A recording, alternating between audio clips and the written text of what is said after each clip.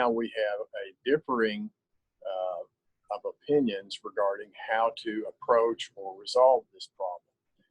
For whatever reason, face coverings has become, or it's emerged as kind of a political test of sorts as to where individuals stand. What do you think each group thinks of each other? Well, unfortunately, I think that this issue has brought out the polarization of our populace. Those who propose that we all wear masks tend to be of one political persuasion. Not all, but tend to be. And those who don't wear masks or propose that we all wear masks tend to be of another political persuasion.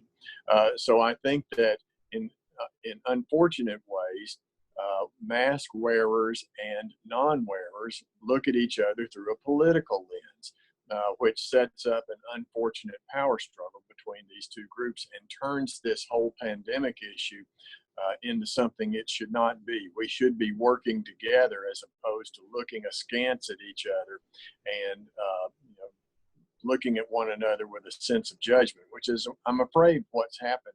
It's a very visible indicator of the dichotomy between the two groups of people. So put me in the mind of a mask wearer coming across a non-mask wearer. A mask wearer, my opinion, is likely to look at a non-mask wearer as overly self-focused, not willing to look at the greater good of the public. Thus, they think, well, you think that your right not to wear a mask is okay for me. You're infringing on my wish, my desire to be medically safe, and you're running against what medical research professionals tell us to do. Flip it around.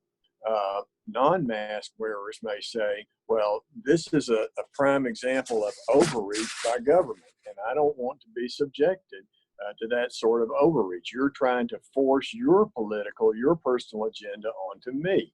So we have this power struggle between these two groups of people, each of whom insist that their point of view is right and correct and good and valid. The dirty looks on either side, should those stop? Is that a good way of telling somebody you're upset about what they're doing?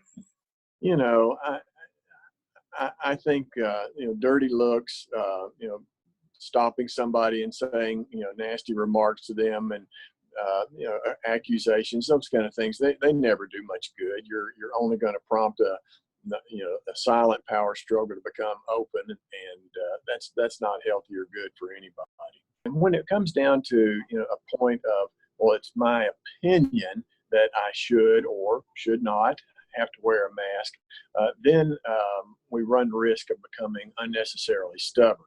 And quite frankly, I think there's a lot of that going on in our world. Is there a chance this goes away, or do you think the negativity and the stubbornness, the bad looks elevate until the pandemic's over? I'm afraid that's the world we're in, quite frankly. I don't see that this power struggle is just going to end by everybody agreeing that, yeah, we'll all look to the same source of information for guiding our behavior.